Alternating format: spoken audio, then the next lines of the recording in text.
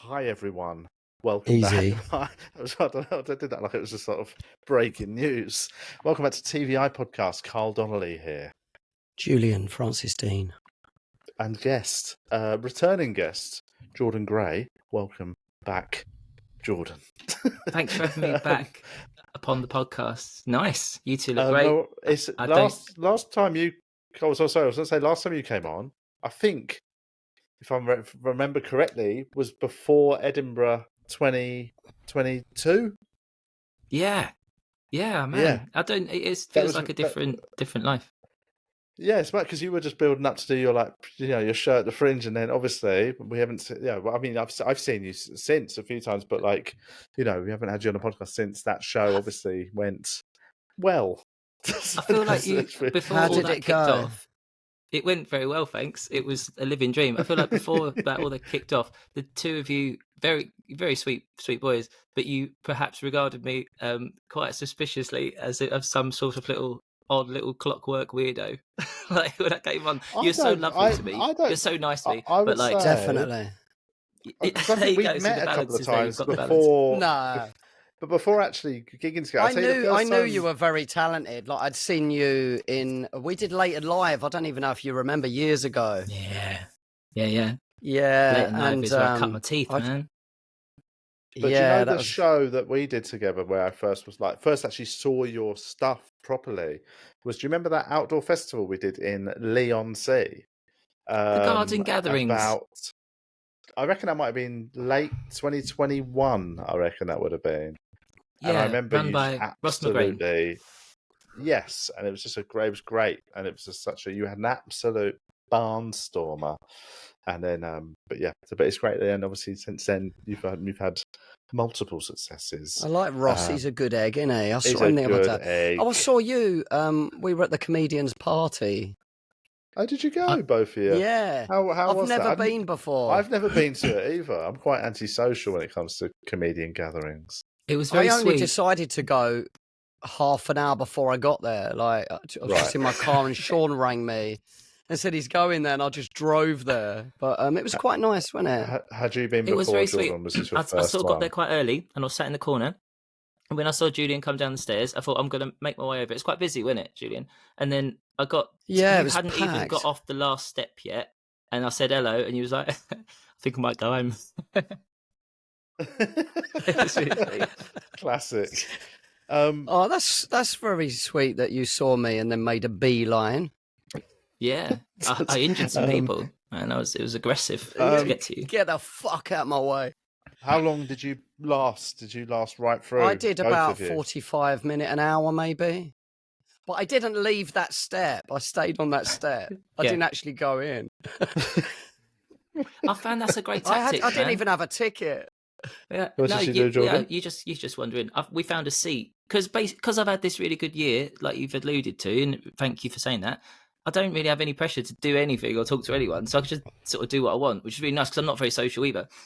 So I just went and found a seat in the corner, and what happens is then people just do the rounds like you're some sort of dignitary. They just come to you and sit and then leave. Yeah. I didn't have to move all night, and I don't drink, so I didn't have to get up to the bar, pay their respects, and then move on. Yeah, like I died. Yeah, I mean that's yeah. People just crying over you. But you just looks asleep. You were on the step. I was we just stayed there all night while people satellited around us. Yeah. It was nice, in somewhere like Edinburgh, I can go to a comedian like after the bars, but normally because you go there with a couple of mates and you're just in a corner, and there happens to be other people around you might say hello to, but I don't love that feeling of But I've always been just too scared to go to that comedian's party. I feel like it's just too many comedians in one room gives me sort of anxiety. Oh man, it is odd.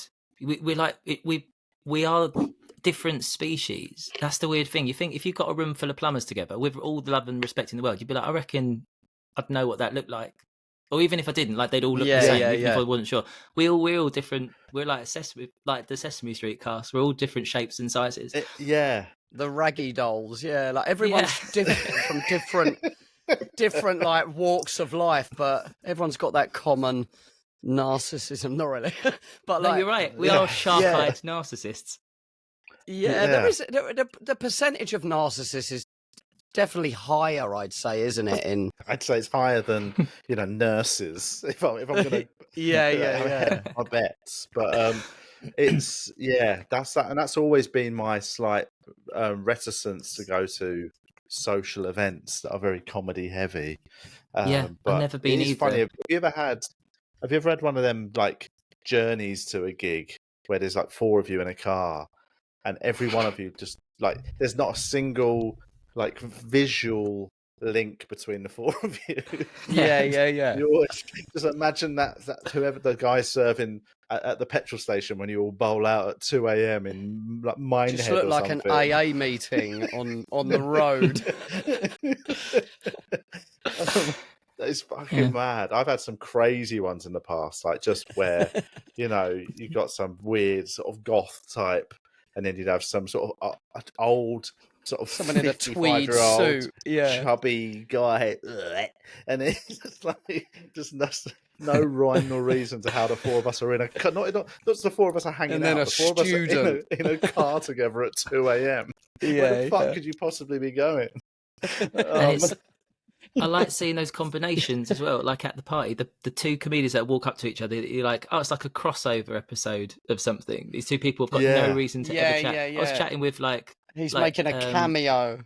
Yeah, in my life. Like I've never met Nick Wilty before, but he happens to be friends with Ross, and he was just stood there, and I went over and he looked at me again like I was like an alien of some sort, and then Ross was like, "This is my friend Julian or whatever," and he was like, "Oh, he'd had a few," and he was like, "Oh, I saw you on that Channel 4 thing," and I just wanted to say that I think that is the future of comedy. I think that was wonderful. I got proper emotional, and then he got really emotional. It's really awkward. Like, but he's a lovely guy. Like Nick. 2 different species. We're like different things from different eras across time. Weirdly, and it was just. I think the voice I did when I got out of the car there, that little, I think might have been Nick Wilty. I think that's the one I was channeling. But I thought I saw it's a funny one. Yeah. Yes. And was there any not naming names? Was there anyone who got way too pissed visibly? There was somebody talking to me that was really drunk, and when you're not drunk at all. Yep. And it when the vibe is just a little bit like I'm like right up there as well, man. Yeah, they're right in there, and they're not really listening to you. It's like that photo from Alien 3 when the alien's just right up there. I was a little bit like kind of a rabbit in the headlights, and you were very sweet, Jordan. You looked across people and you checked in on me. You went, "Are you all right?" I went, yeah. No, got to make sure your people are happy. I must have looked just really worried or something. Yeah. Well, you stopped. You stopped in a thoroughfaire. It was the stair. That is you true. were just on the stair. On the staircase. Yeah. Because that's my problem. Is I do that thing because I'm not great in a big loud sort of get together. So I'd be one of them people that just get munted. But then I just talk loud. I'm always like, well behaved and nice. But you can't help but just talk so loud when you're drunk in a loud room. It's just gross. The next day your throat's all fucked. You've just just been shouting about, fucking no, I don't even know why Steve Bennett bothers coming or some shit. You know what I mean? All that crap that would have been talked about What's all he night. Doing here? He fucking amazing, destroyed my career. Oh man! I came along nice with Graham Matthews off Mr. Britain's Got Talent fame. He got quite steamy. I know Graham. Yeah, he's sweet. He's a sweet guy. He got quite. He does kids shows and stuff as well, doesn't he? Yeah, he's great, man. He's really fun. I've seen him do catch the sausage. It is a game. It's not.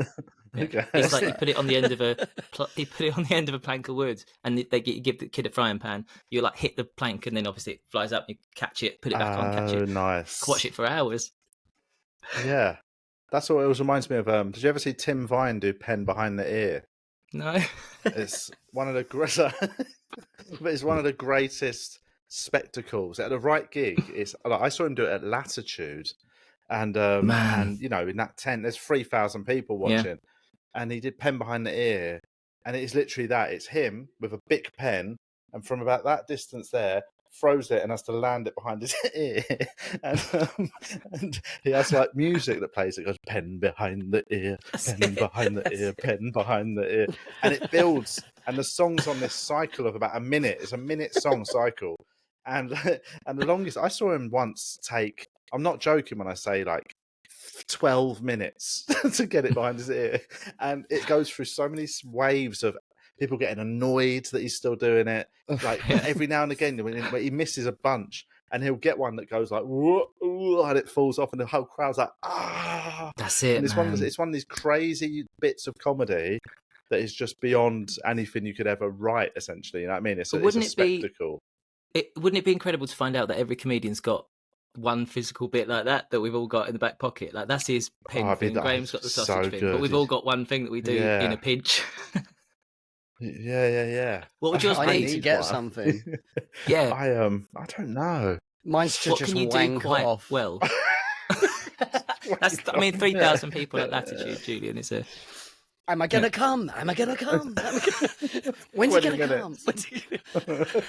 When's he gonna come? When's he gonna come? The crowd chanting, and I'm just like, I can't get a boner properly because I'm all nervous. And it's in, I can't get a boner. I don't even know why Bob is coming. Yeah, I think I'm on the short list of the award judges are in. When's he gonna come? This is my big break. I've got TV in. Avalon, no. I've got TV people in. Excellent business. But yeah, it'd be. There's not enough of that, I don't think. You know, sort of. Especially, I suppose you're different in that you're. I saw your show in Melbourne, and it was, it is a spectacle of a show. It's a real thing, but like for a sort of a more traditional sort of just. I'm talking into a mic saying some bits. It's hard to actually have a proper.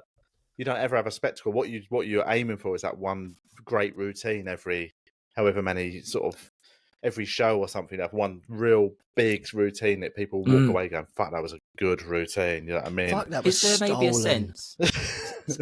Is there maybe a sense when, if you ever wanted to inject or incorporate some spectacle, it is an odd gear change if that's not the show. If it isn't a spectacle if it isn't someone running around from start to finish, when you want to do a bit, you have to like package it ironically.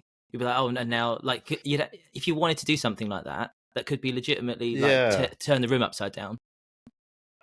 I think so. Yeah, I think you have to. Yeah, you've got to really, or you sort of slightly undersell it, and you end up trying to almost apologise for it. I did a show once in Edinburgh about it was about a bunch of stuff, but like sort of anxiety related stuff, and I talked a bit about my suffering from gynecomastia. Which I suffered from teenage years, and like it's a hormone imbalance. Basically, it means I've sort of nice boobs. Well, basically, when puberty kicked in, I had too much estrogen in my body, so I developed like it's essentially clinical man boobs. Wow, we have the exact opposite problem. That's great. Oh man, well done. So basically, it means that you're sort of. I had like little pronounced like boobies, my nipples were really chubby, and obviously for a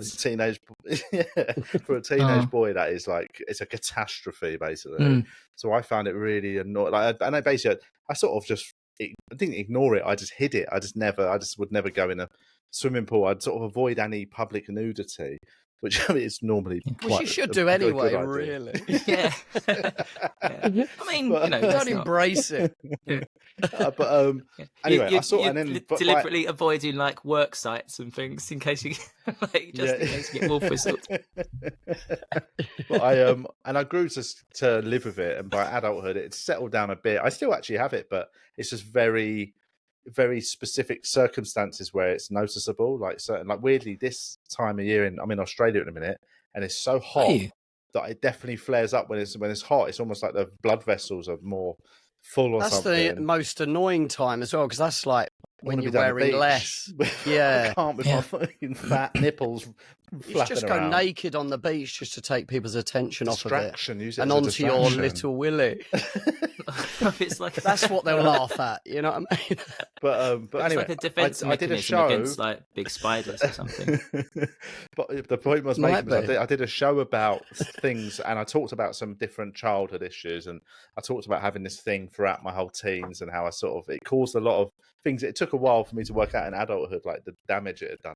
But in the show, I talked about how I still have it, but I've learned to live with it, and now it doesn't really cause me much bother at all.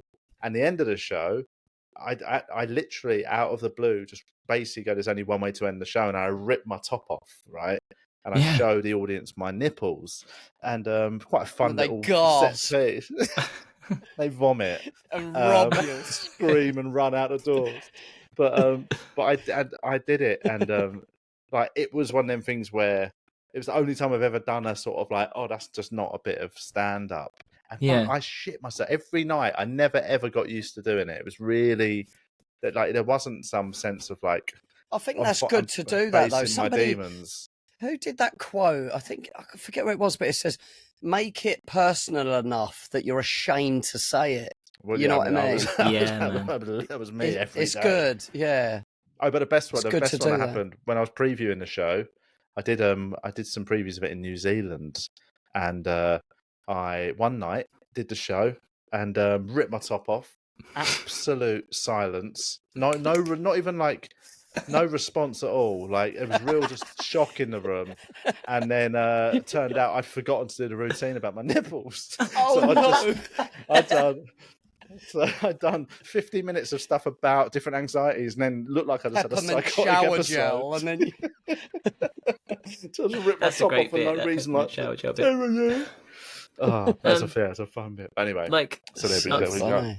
Well, I built my show in a black box in Edinburgh. It's the only time I ever performed it. Was the first time was in Edinburgh, and it was perfectly good distance between me and the audience. So I come out nude at the end of the show out this phone box. Spoiler. Yeah. And when I did it at the Glee Club in Birmingham, I was in the small room, and there's just no. I mean, I was going to say I'm as close to I am to you right now, but that'd be. Like, I mean, laptop wise, not geographically. I mean, it was like you just walk out, and there's no room for fanfare. I'm just stood there and I'm stood up, and there's people at what is essentially eye level with an area. Yeah. And I just had to make it funny by just being like, I know this is far too intimate. This is almost an assault. Yeah. What, you were completely naked, just standing there completely naked? Yeah. That's my. I was going to say closer. my Closer. That's my go-to. Have you always been really comfortable naked? No, because of being transgender and that. I got boobs, and I was like, oh, I'm done now, complete. Now I'm comfortable. But beforehand, I'd have had the exact opposite experience of our lovely Carl, in the sense that thinking that people would be looking at my chest like, oh, there's nothing there. Yeah. Do you know what I mean? That's the life. So post the boobs, like it made you obviously more confident.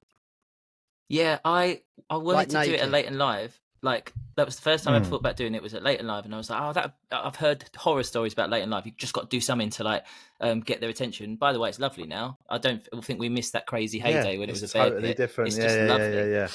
But I was gonna do it all prepared, and then Rich Wilson, I'd never met him before, and I just saw him. Like I heard a massive laugh, and he walked off stage, and he was nude. And I was like, what? He doesn't do that. He's just really drunk, and he just done it. So then when I come on. Luckily, I had the piano as well, so my only escalation of the night was I was nude, but I was also having a little twinkle at the same time on the piano. Yeah. But it was just easy. You just do it, and you're like, "Oh, this is why are we all not doing this all the time?"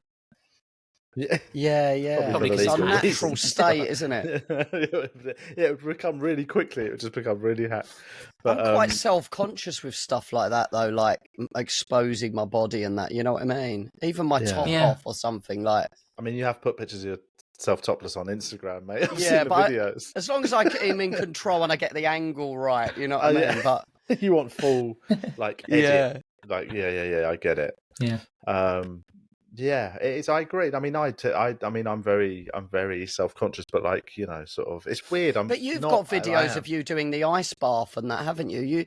You're not like self-conscious now, are you? No, I'm not. I mean, I suppose I've aged I'm mentally aged very well, and sort of When like you I'm get now older, quite you're zen. slowly not caring. It's why I old think that's men what in it is. changing rooms Ah, put their socks on first, their shirt on. They've just got their willy hanging out. They start a conversation with you with their dick out. It's like, no. but it's a liberation, isn't it? It's just I don't care. My ball, like Yeah. there's just saggy. It's almost like a Everywhere's fuck fine. you. Yeah, like a unify. It levels the playing field, especially with an audience. They're like, well, that person has at least gone through the mental gymnastics of not being afraid of this situation. They're probably not afraid of much. I'm going to listen to them because I'm confident that I will have a laugh delivered. Because otherwise, why would they be up there? Yeah. They're not that scared. They're also not scared to make me laugh in interesting ways. Yes. That's such a good point. It makes you untouchable in a way, doesn't it? A heckler's not going to go, like, try and insult you. Well, it's if you're completely naked anyway, like what are they going to do? Like you're bulletproof in a way. Well, sometimes they'll think they can do your jokes. Oh, go on. Sorry, I've got a little bit of a delay, but I'm timing it. I'm trying to time it in between what you're saying. I think it's working. Well, off the back of doing that thing on Channel 4, what I done, there was a paper that come out. There's always papers coming out. Someone said like, "Oh, it's disgusting," or whatever. This guy doing this thing, people. But then it was like, him and his little micro dick need to get off like TV. And I was like, I'm a transgender woman. That's what I'm going for. Why would you think that the size, if anything, is way too big? It shouldn't be there at all. But people don't have the idea. So you're right. It's like trying to insult that situation. It's like, I've done all the work for you. There's nowhere left to go. It's really funny. Yes, you've taken away all the ammo, basically, I suppose. Yeah. But, it's anyway, but it was a great show. Anyway, are you totally finished with that show now? Is it now just it's totally to bed? No, man, we're going to tape it, and then I'm doing it in New York in the winter, and hopefully that also means LA and San Francisco. We're going to do the American leg. Ooh. Yeah, Lovely. man. I've got nothing to complain about. Life is so good. It's really lovely. Yeah. Is it available? So it's not available at the moment for people to see anywhere, but it will be. It will be. I never even filmed a single segment of it. I sort of what weirdly happened at Edinburgh was the advertising was just people saying, "Got to go see the show," but I'm not going to tell you what happens at the end, and then that makes you have to go see it. Yeah. No one's ever seen. There's never been a clip of it anywhere. So it's just that poster what I had. Really good, quite a good poster. I'll put it here. That little poster I had. Yeah. It was that, great poster. Plus just word of mouth. That's actually not the original. Great. That's the best way, isn't it? Yeah. What they've done here, I'll show you. Listeners, like, it's quite good. Quite a rarity still. Like, people, it was almost like a blast from the past of like, the Fringe used to have that, where every year there'd be a show, or maybe sometimes more than one, but very rarely more than a couple. But shows that didn't come in with loads of PR heat, whatever, and then they rode that way. Like that every year there used to be. I remember from my first years of growing up, like first time I ever went to it was John Kearns did it, didn't he? One year, yeah, those sorts of things. The Mighty Boosh years ago that no one would have even. It wouldn't have been on the radar for you. Fucking, this is the one you need to go see. And then within a week, everyone's like, I think you need to go see this. And then by the end, it's become a behemoth of the Fringe. And it's sort of like there's been quite a few years where that hasn't happened in the last 10, 15 years. It's sort of gone a little bit damp. It happened with Gatsby, there's certain shows have managed to do it still. And so I don't think there'd been one for a while until your show really just tore it up, which was very, it was nice. It was good. It was sort of almost old school, the Fringe doing what it's there for, I think. Thanks, it's meant to be a place where things happen. Yeah. Yeah, off the back of it, there was people using it because I agree it hadn't happened for a while. Then the next year they needed someone to like launch the book of flyers and stuff, and they needed to be able to say, look, what can happen if you come to the Fringe. So they used that as an example. So it had another leg of life, like the year after. It's lovely. Yeah. Are you going to do Edinburgh again this year? No, I'm gonna. I've got a television show to film this year, which is exciting. So I'm gonna I'm going to start doing a work in progress in the winter of this year at Soho Theatre. Probably go back to Melbourne, Carl, and hopefully get looked after by your lovely wife again. Yeah. And well, we saw was it this? It was. I get because I'm here It's because I'd never been here twice in a year. I always get confused with my dates. Was it last year's festival you were here, or was it the year before? No, it was last year, wasn't it? Yeah. Yeah. We went to see bats. We went to see actual live bats. Julian, that was mate, a fun. have you ever seen a bat in real life? Like a big one? It was amazing. Flickering around, but not properly. No. We saw there's a place in Melbourne where they all move from one basically park to another at night. But as the sun goes down, and there is thousands upon thousands just flying above you, and we went to watch it, and they just wouldn't move for ages. Remember, we kept walking and they just wouldn't leave. They were all just there. We wanted to wake them up, which is not good or healthy, and it's like quite a sort of loutish thing to do. But like when your little Lila was like making noises, and we wanted to discourage her from doing it, but at a certain point I was like, no, don't stop her from making noise. Just let her be loud. Yeah. Because they responded, so they were all like quiet, and you'd think they were asleep, and then you'd be like, "Burp," and a bat would go. It was almost like they were telling you to shut up because they were trying to sleep. Yeah. But then suddenly they started waking up, and one would fly off, and then within about 20 minutes they were just everywhere. It's proper like Batman when they're all flying around. But they were just we were just below the tree line. Near you, yeah. No, because we were below the tree line, but they were just above the trees where we were, and they were like just so many of them, so loud. They're such weird things, bats, aren't they? They're not birds, are they? No, they're mammals. Oh, was that okay? Was that a bit? Like, that is not a bit. That's my show. The whole show is literally called "Is It a Bird?" because it's all about Batman. Yeah. That's why. That's another thing. That's not why. I thought you were doing a bit. Because it's what Julian's got. You've got a very what's the word? Very stoic look about you when you Low do bits, IQ. and I can't tell. I just can't tell if you're when it's a bit or when it's not. It's always great. Thing where he's dumb as a brick. I think I am a bit. Anyway, let's get on with some other That's a good title. Is it a bird? That's a great title. Yeah, it's a great title. Let's do questions. We've got questions. Some specific, some quite vague, fun ones. Let's just pick random questions. I've not vetted these. This one's from Ed, and he says, it's actually a two-part question. One's a reference to last episode.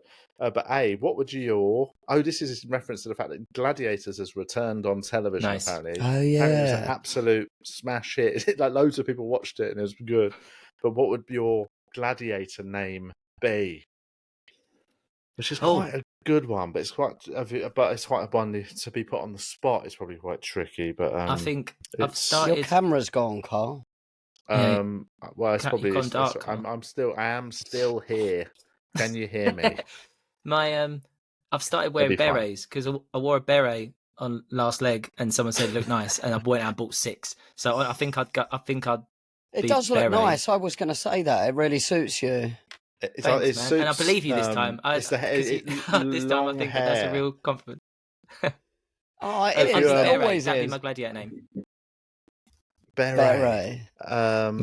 Because I've once purchased a beret, and I can confirm that only works if you've got long hair. So having short hair, when you put it on top, you don't have anything to balance out the shape of it, so it does make your head just look like a mushroom.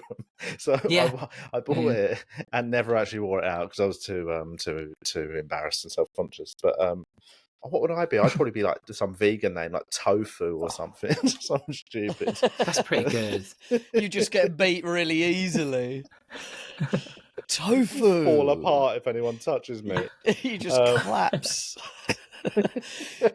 I'm really tired. Yeah, got no physical integrity whatsoever. But it's I think something like that. I'd be like white chocolate or something. Gross. Do you remember Shadow? I do, yeah. He was a bouncer when he in real life. He was a bouncer on a club I was at. I was out on my nut. Really? Oh, and man. I was out my head at that club, and his piercing eyes just looking at me. I was like, you look like Shadow. It was Shadow. Was that raised like that. So had Gladiators been off the air for a while? It had been, yeah. He got fired, I think, for something, yeah. Because I feel like the original Gladiators, the names were quite racially specific. Yeah. I mean, they'd feel like Nighthawk and Shadow. Yeah. Like, Black Man. It was very. Yeah. They Blonde really woman with big tits. They didn't shy I was away trying to from think just of any, if there are any gender specific ones, because you'd think so, but I'm racking my brain. I can only remember Jet as a name. So on that side of Jet, things, yeah, it's Jet all right. was the one that I think I had a crush on Jet. Heterosexual young chap fancied. Hunter. Anyway, what Hunter? He was this is absolutely true. Hunter, the gladiator, was in the audience of the first ever stand-up gig I did. And wow. This is Matt, and do you know who he was with? He was with Jason Orange from Take That. It was one of the strangest things. I remember going on. This was 2005. I'm going to say. He went out with Eureka Johnson for a while, didn't he, Hunter? It was an amused moose. Heat for their amusements competition. We had to do 3 minutes. That was the first ever gig you did, a competition. Yeah. And he was just at the back, and I chatted to them afterwards, and it was really weird. And apparently they were very good mates. But there we go. What an odd 2 celebs to have at your first ever stand-up gig. All right, let's do another question. This is quite a weird one. Favorite food combinations. This is from Josh. And the second part of this question is quite a sort of weird one, but let's do favorite food combinations. Have you ever been to one of those world food places where you can have like a bit of everything? Have you gone to one of those? The buffets where you can just get loads of different things. So I'm vegetarian now, but there was a time when I weren't, and it'd be like a tikka masala in a big Yorkshire pudding. Oh wow! That was the dream. Yes, that sounds good, man. I'm quite a stickler for stickler's the wrong word. I'm a fan of the classic sort of Elvis peanut butter jam type affair. There's peanut butter and jelly. What's the burger place in Nottingham? The famous one, McDonald's. Annie's. There's a place called Annie's Burger Shack or something. It's like the best burger joint you ever go to. They've got the full menu of burgers. Every single one of them, they can make a vegan version. If you just ask, like they're really cool. They just don't put the burger in it. Do what? Have I ever told you about the time that happened to me? I was in Ireland. I was in Cork, and this was years ago. I'd just gone vegan, so I'm talking over a decade ago. Around then, maybe back then, sort of, the west of Ireland, south of Ireland, that wasn't very vegan friendly.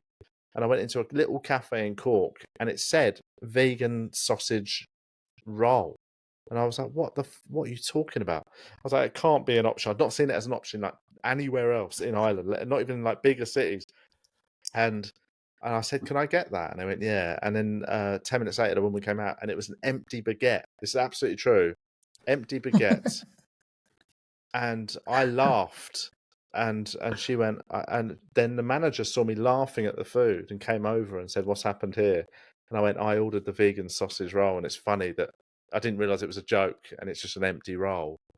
And I thought they played a prank on me. It turns out they did actually have Linda McCartney's sausages in the freezer, but there was a different chef on that day, and he didn't know they sold it. So when I ordered it, he genuinely thought that was what he had to make me, just an empty baguette.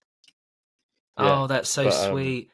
We had that's just very quickly. I used to live in a pub, and I remember we had this new bartender on, and these guys came over and asked for 2 Red Bulls, like of cans of the energy drink, and he didn't know what that was, and he went and got them 2 Red Bulls for the snooker table, thinking that they'd run out of Red because we had spares in the back, and he just gave them 2 Red Bulls on the table because they were playing pool. Oh shit! Oh man! Because that looks like you're taking the piss, doesn't it? It does, yeah. But the reason I brought up Annie's is it's in Nottingham. They do a vegan peanut butter and jam burger. That is one of the best burgers I've ever had. But that flavor, I'm a big peanut butter and jam fan. Peanut butter and a burger mixture. Yeah, peanut butter jam. It's like they call it the Elvis burger. It's fucking madness.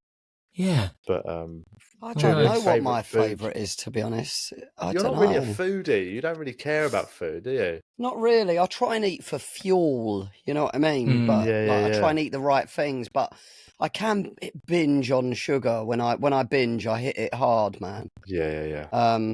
But yeah, I don't really know. Peanut butter and jelly. I'm just going to copy Carl. Little kid. Yeah.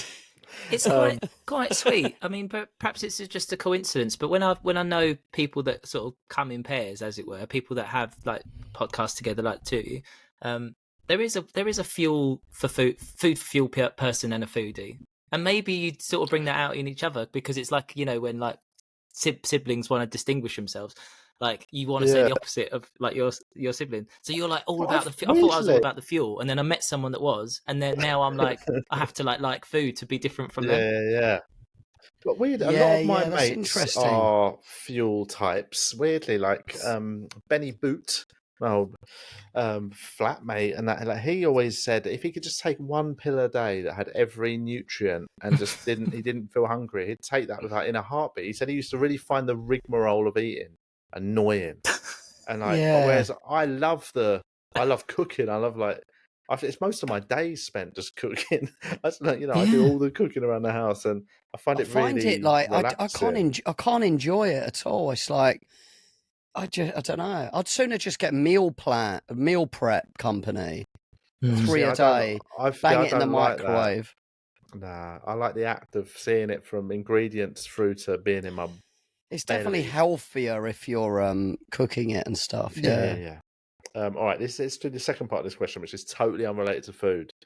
Right, it's you versus 2008 Beijing Usain Bolt, 100 meters, 100K on the line. But for every 10 meters head start you give yourself, you lose 10K. Where are you starting from? Basically, at what point do you think you can beat Usain Bolt? I reckon I could beat him in the last 25%. If he started 75% before me. What do you reckon you could run 100 meters in? Hour and a half. I remember when I was 10. When I was 10 years old, I could do it in. I'm going to say a number because I think this is the number. Don't immediately laugh because I don't have any frame of reference. 10 as well. As long as it's not the world record. Yeah, I this could be a bold lie. Is it possible when I was 10 I did it in 14 seconds, or is that insane? I mean, it's fast. I mean, that's a good time. That is very fast for a 10-year-old. So I mean, maybe that's too much. It's not in the realms of impossible, but like. But you'd have heard about it in a book. All right, probably wasn't that. 10-year-old. Were you quite athletic, Jordan? Were you quite fast and stuff? Yeah. I set the record in my school for long jump and high jump, and I did all right at the 100 meters. But the fact that sounds unrealistic to you means it probably wasn't that one. It's just fast, isn't it? Yeah. I'll take the 10. I'll take the 10 grand. I'm just going to walk the last 10 meters. You'd still have to run, I bet, though, if it was Usain Bolt. Do you reckon? 9.8 seconds.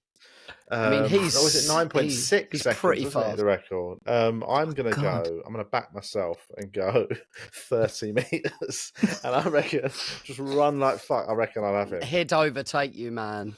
Mate, 30 seconds. I think even now, I reckon I could do. I don't know. I reckon I'm quite fast, but I reckon I could run 30 meters in what 6 seconds. I'm gonna guess. Really? Yeah. But that's with the not a build-up start. That's from a dead start at 30 meters. You've not built up that speed, so you haven't got the. I'm literally pulling these numbers out of my arse. I don't know what I'm talking about. I'm quite fast, to be honest. Like, I beat the 10-year-old fastest girl in Kent. I beat her. Alright, okay. But she's fast. That's because you use food for fuel, Julian. What's the mistake you're making? You're fueling. Yeah. We should do that when I'm back in London. We should do a TVI sports day, and we should have. I came second in the children's parents race, but the guy that won it was a brother. He was like 6'3", 18 or something. 18. This was again last year, though. It's happened twice now. And I beat, Just to and there clarify, was, when you said brother, it was the child's brother. yeah. You said that was sort of just really casual. Yeah, it was just a black guy. He was a brother. You know what I mean? Yeah, I beat a brother. I mean, he was a black guy as He was well. also a black guy. I mean, yeah, I was aware. You told me this before. I don't know if that is if that factors into it, but he was tall, man. But he was a 6'3", 18-year-old black guy. And I said to him, and "Are you fast?" He was like, "No, you're a it was small effortless, white guy man." in your 40s. That is definitely a mismatch. I mean, I was definitely in the older part. Like there was a lot of younguns in there, man. I bombed it. It was 100 meters as well, which is way too long for a sprint. Have you ever tried running 400 meters? 400 meters is so tiring. I remember once doing it at school, and I thought, it's only one lap of that track, and I remember just going for it, and I reckon I got to maybe 80 meters, and I was like, "This is too far." You think you're in the lead for the first couple of seconds because you're not pacing yourself. You're like, "Man, these people are slow." I did try the 1500. Yeah, this is the sense of entitlement or whatever. Like, it's too much confidence. 1500 meters when I was 11 or 12, and I just had a lapse. Gap between me and the first person, which obviously isn't sustainable. That's the point. It's a really strong lesson learning when you start to dip and going. I think I came like third from the end of 40 kids or whatever, because and I'm running past my teacher like, you start getting a stitch and you got like 3 times more round. You're like, oh fuck. I thought he thought I was a superhero, like this was going to be history making, and then obviously I'm not the first person to have done that. I'm just going to sprint. Everyone's witnessing history. Yeah. People get their cameras out, the news crew. Then you got a stitch. Yeah, but it's just a blur. Obviously, I'm just a blur in the camera. Like Superman. The speed that you see, like, have you seen like the 1500 meter like record holders? The speed they go at, like, it is insane. Crazy. Like the pace is they crazy. are sprinting like faster than you would do the 100 meters. And they're doing it for 4 laps of the track. They're just genetically different, aren't they? Like they're just built different, man. Yeah, I mean, there's loads, and they've trained for it for pretty much their entire lives. And they also train, it does factor a little bit. They've probably done it before. It's not their first sprint. Here's one from Gareth. This is Jordan. Does your cool middle name have a backstory? What's your middle name, and is it public knowledge? Oh yeah, I've got 2 middle names. My name is Jordan Redford Gossamer Gray. Redford is because everyone in my family was named after cowboys. So that's Robert Redford from Midnight Cowboy. Butch Cassidy and the Sundance. Yeah. That's my sister's whole name. My sister's name's Cody after Buffalo Bill Cody. My brother's name's Dalton after the Dalton brothers. Imagine calling a girl Butch. After Dalton from... That'd be so brothers. Bad. They were like a cowboy group. But gossamer is spider's silk, as we know. Yes. From The Office. As we know. And I needed, when I went to change my name, I never. My name is Jordan. I was born Jordan, but when I went to change my title from Mr. to Ms., they were like, "There's no procedure to do that. We just don't have that as a form. You need to change your whole name, and then you can change the title with the name," which is stupid because I've already got business cards and everything, so I didn't need a new name. Yeah. So I just added a second middle name, and I just like spiders, so I just added Gossamer. Right. Okay. Cool. So you had to alter. You had to. Alter the name itself. You couldn't just keep the same. No. Yeah, the lady on the phone was like, "Do you maybe just change the spelling of your actual name?" I was like, "That is mad. That's a mad thing to say." Maybe just change your procedure. Do you know what I mean? Yeah. Yeah, meet me halfway. I've changed a lot already. Like, why don't you just change your form a little bit? Not a letter in my name. I'm doing the whole. You're doing a lot of heavy lifting in the admin. Let's see this. Somebody says, if you've been born into the royal family, what job would you have pretended to do? I presume that's like they always end up pretending they're in the army and shit, and they like. You always see that Prince Andrew, the manager of Epstein's Island, the facilities manager, the lifeguard.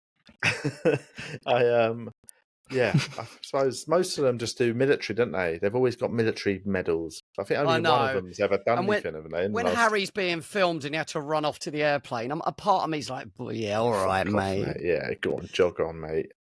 Jog on. I suppose maybe he did, though. I'd also just be a pretend soldier. You might as well, innit? Get some medals. Yeah, with loads of medals. Get to go in a helicopter. Oh, I'd want to sort of cultivate a Diana style persona. Like I just walk around fountains a lot and do nice things and dig up some not land do them. mines. I'm not going to do anything nice, but I'm going to I'd like people to think I did. Can't speak to hungry kids. Yeah. Here we go. And then, Let's do this. Once the camera's off, just fucking get back in the limo quick. Get away from me. Ask somebody for some hand sanitizer. Rub it. Oh, God. Whoa. Have a hand sanitizer man next to you at all times. Here we go. This is from Jason. This one is, having seen your show, I think we know the answer to this. Are your sets always pre-arranged in your heads before you go on stage, or do you sometimes decide to freewheel the whole show? I suppose, there is a two-part. Overwhelmingly most comedy is written, but there is also often room in between it all for bits and changes and whatever happens sort of thing. But your show, how was it? Obviously, because it was based around, there's a lot of songs. There was a lot in between where you were messing around, and when I watched it, I thought they looked like there was parts where you were just sort of mucking about as well. There's probably 5 to 10 minutes of it's the headline topic is there, but you can mess around definitely with the audience a little bit. Yeah. It's pretty regimented. That is 90% of our job, isn't it? Is making it seem like we thought of it on the spot. Yeah. Exactly. Yeah. But the no bigger joy after you've done a show 200 times that is very regimented. No bigger joy than going on stage with a list of just words of stuff you're going to talk about and just riffing. It's not super responsible. I wouldn't want to get paid for that. That's like, just go and try stuff out. But of course I'd want to get paid. I wouldn't feel good about it. It's so nice to just riff about stuff and find something silly. I was talking the other day about like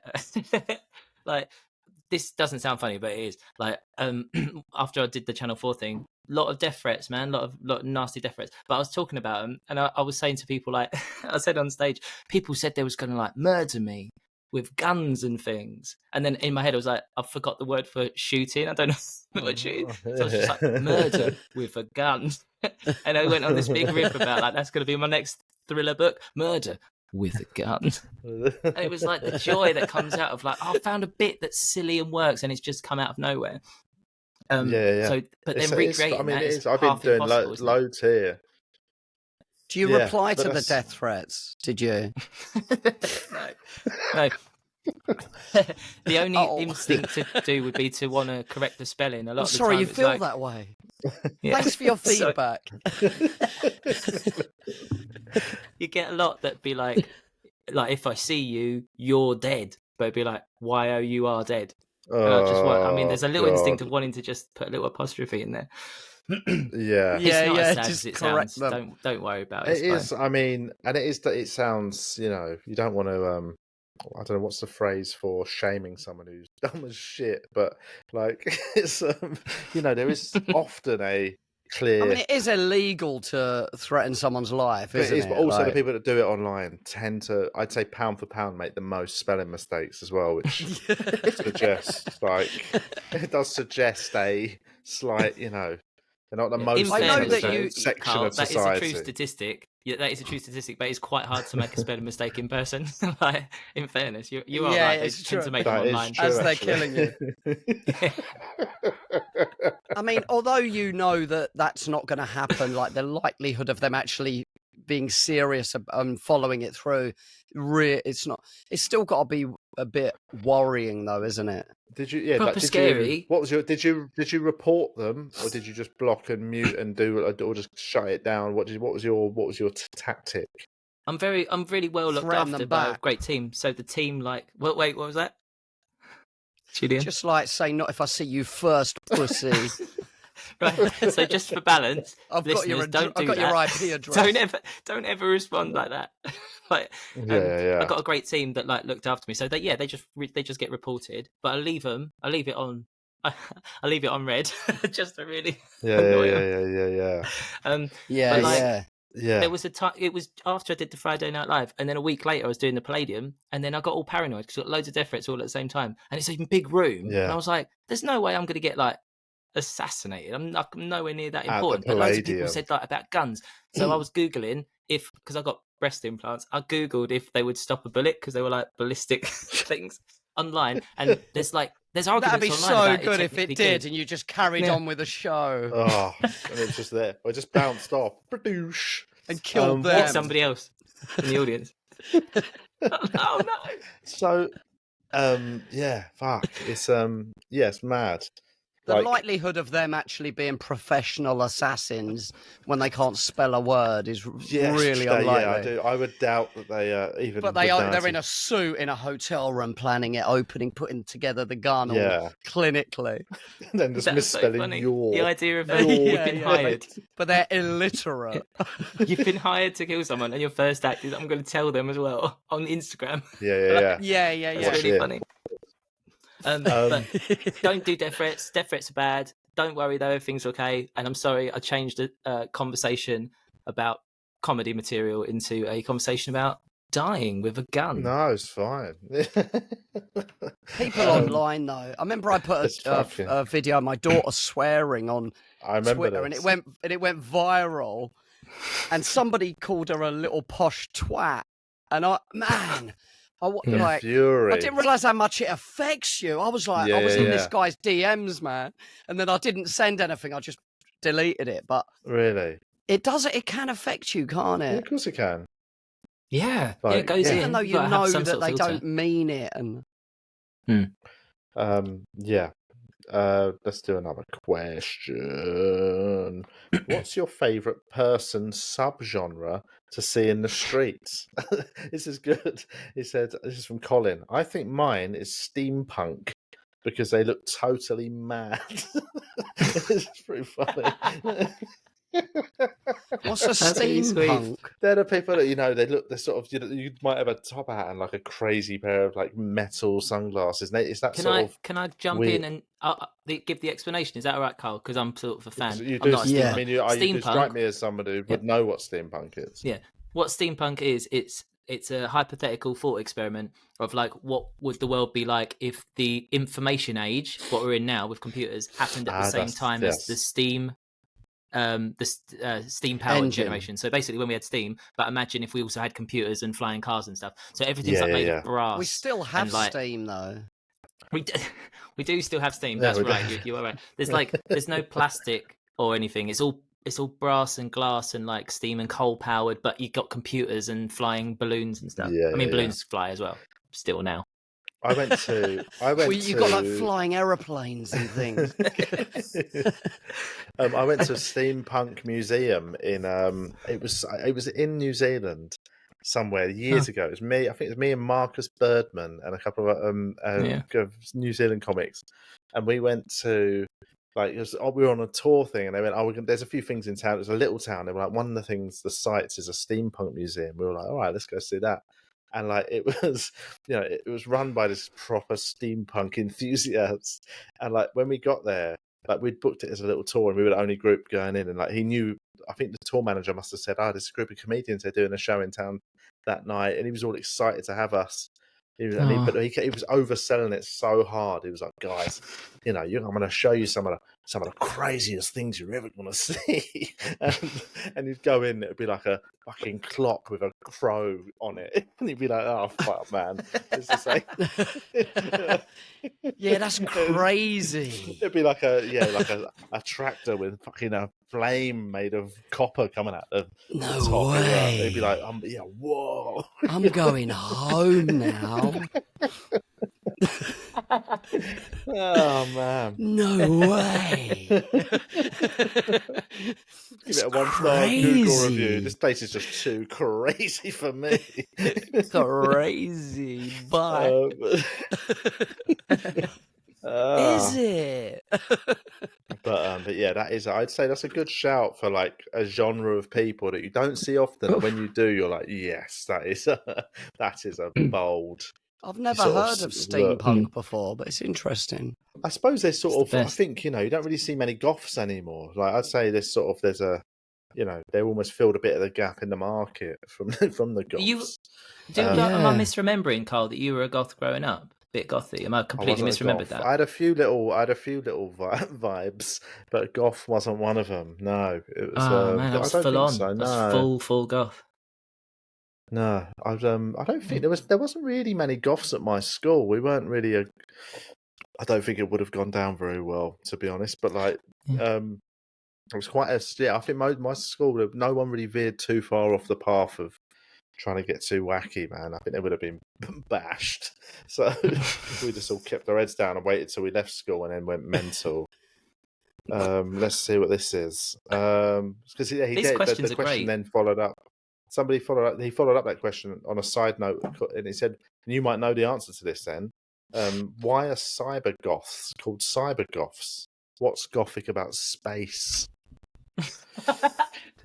The phrasing of both halves of that question is both been really good.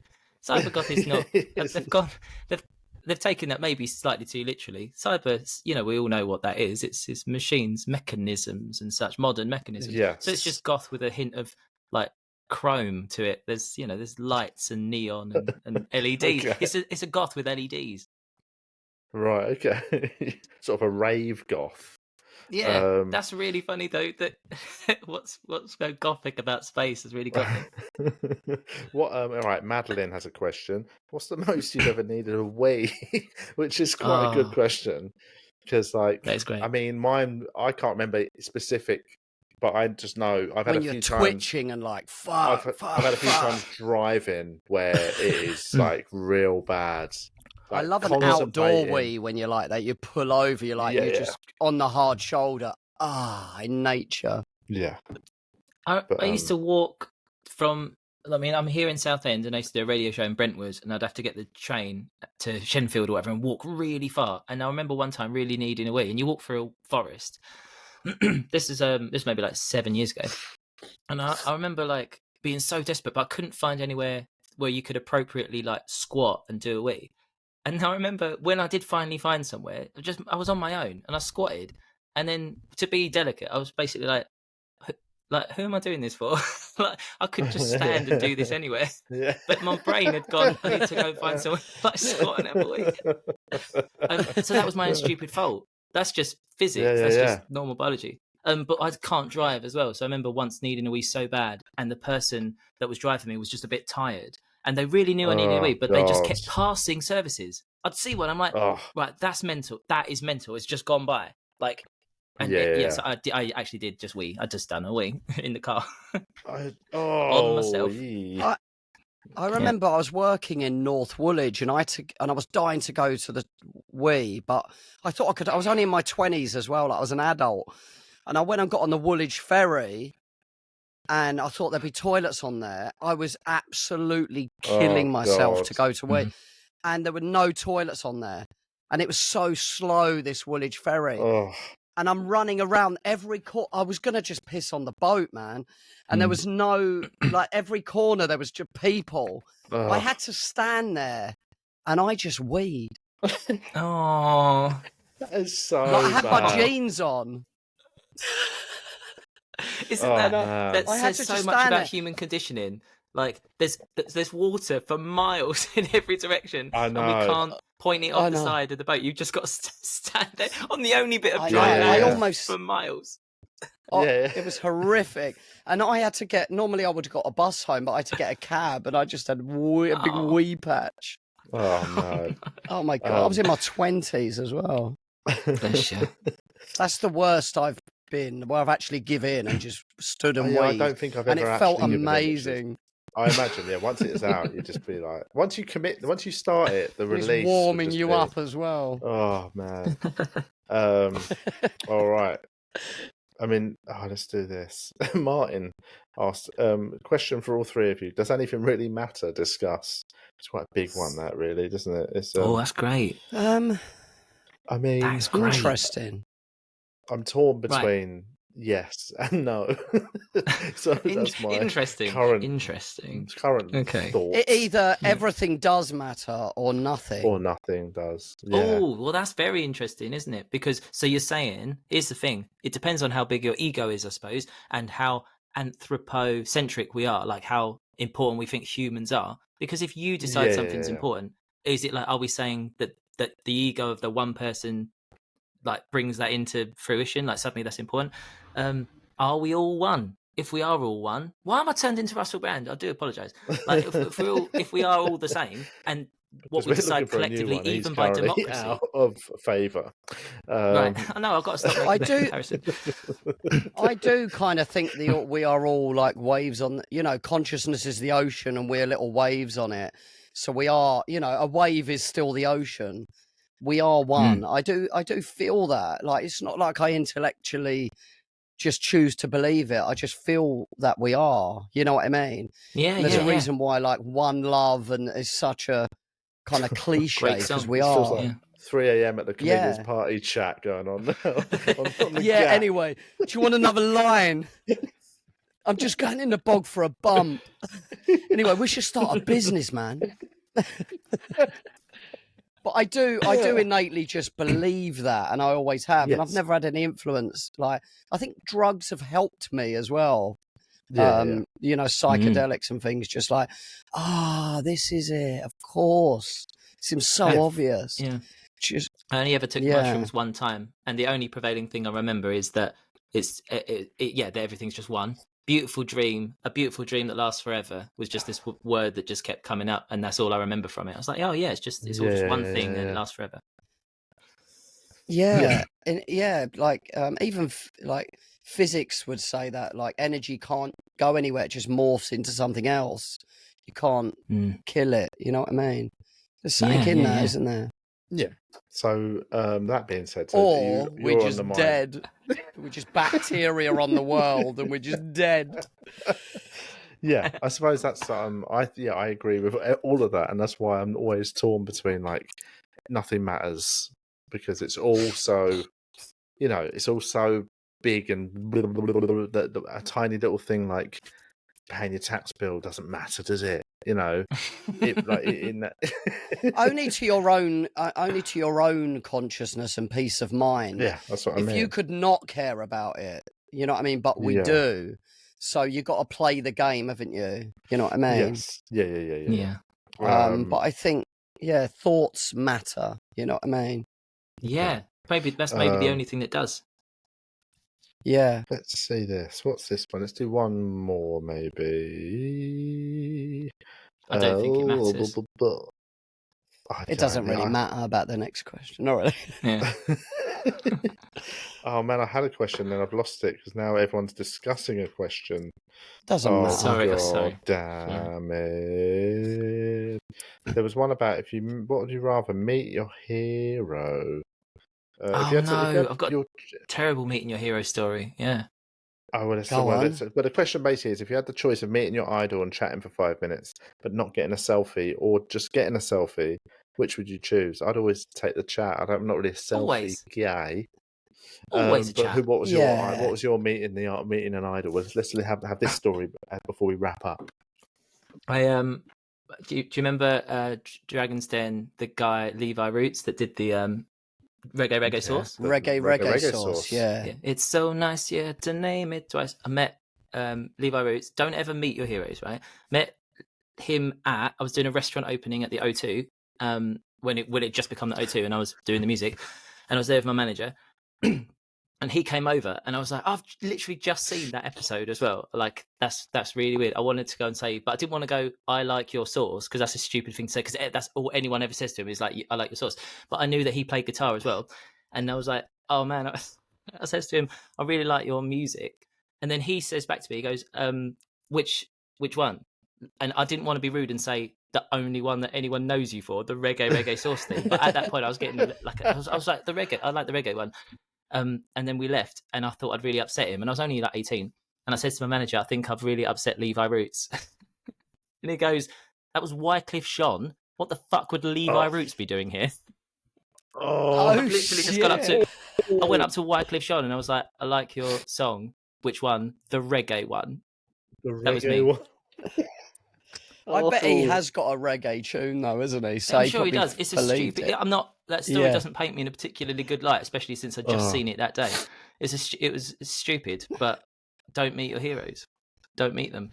You will embarrass yourself, especially if they're not the person you think they are. You've got to keep it simple. Try not just have a chat, just have a normal. It depends what sort of the context you meet. And I've met a few really big musical heroes, but they've just been in a scenario where I sort of was introduced to them, and I could just have a normal chat, That's about it. the show. Don't go in as a fan. Don't go big. Don't start talking as a fan. Just talk as somebody who's just seen them and just. I met Richard Ashcroft, and that Bittersweet Symphony song for me, I just had a mad heartbreak, and that song just came out. And it really I just had it on loop, man, helping me through these months. And I remember seeing, but I saw him from the back and he was walking and I knew it was him straight away. It was so random. Bumping into people in the street, walking towards them. But it was so weird. I was like, that's Richard Ashcroft.